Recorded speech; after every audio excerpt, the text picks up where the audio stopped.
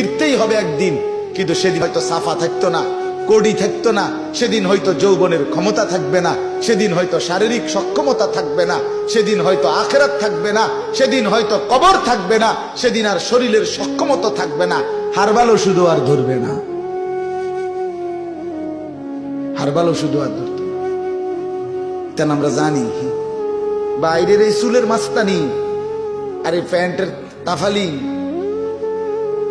ভিতরে কার কি হালাত আমরা জানি দোস্ত। হ্যাঁ, অসভ্য যুবক, চরিত্রহীন যুবক, তোমার চেহারা দেখলেই তো চেনা যায় তোমার দুই সাফা তো ভিতরে ঢুকে গেছে। তোমার চেহারার হালাত তুমি দেখো না। এতটা মাত্র 18 বছর বয়সে তোমার চেহারা এত মলিন হবে কেন? 18 বছরের 16 বছরের ছেলে তুমি, তোমার কোডি সাফা এত ভাঙ্গা কা?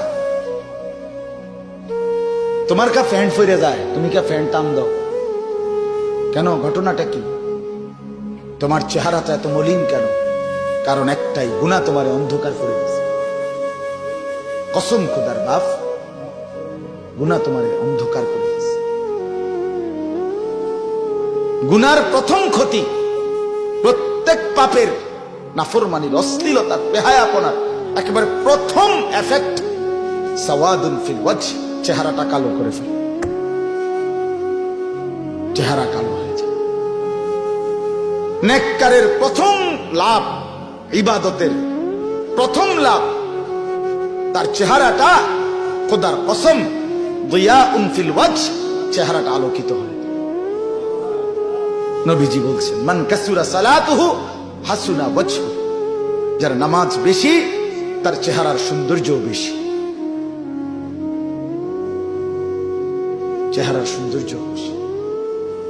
এই জন্য বন্ধু, তুমি দেখো মিয়া, আয়নায় দেখো, নিজের চেহারা নিজে দেখো।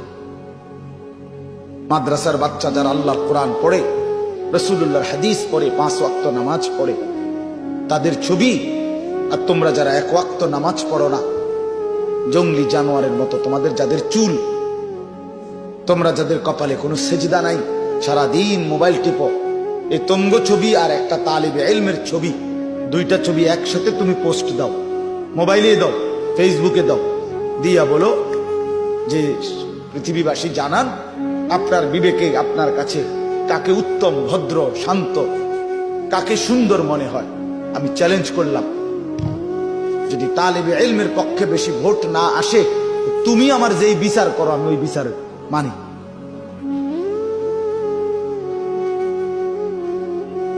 তুমি আমার বিচার করো।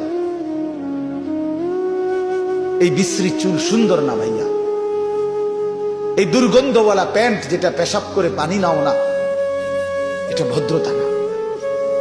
সারাক্ষণ নারীর দিকে তাকায় থাকা, মেয়েকে নিয়েই ভাবনা, এটা কোনো সুস্থ স্বাভাবিক জীবন না। এই জন্য দয়া করে রমজানকে কাজে লাগাইবার একটা সুযোগ আমাদের সামনে, আল্লাহ যদি হায়াত দেয়, আমরা প্রত্যেকে ইনশাআল্লাহ রমজানকে কদর করব। ঠিক আছে না ইনশাআল্লাহ? আচ্ছা, এবার একটা কথা শুনেন রমজানের ব্যাপারে। আমি সবগুলো দিক বলতেছি, একটা দিক শুধু একটু খেয়াল করেন সবাই।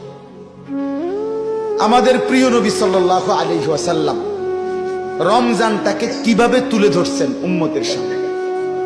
আমি একটা জিনিস শুধু কথাটা একটু ভাবেন, এই একটা প্রসঙ্গই আমার মূল প্রসঙ্গ, এরপরে আমার কথা শেষ। আমাদের প্রিয় নবী সাল্লাল্লাহু আলাইহি ওয়াসাল্লাম মাহে রমজানকে কিভাবে তুলে ধরেছেন উম্মতের সামনে।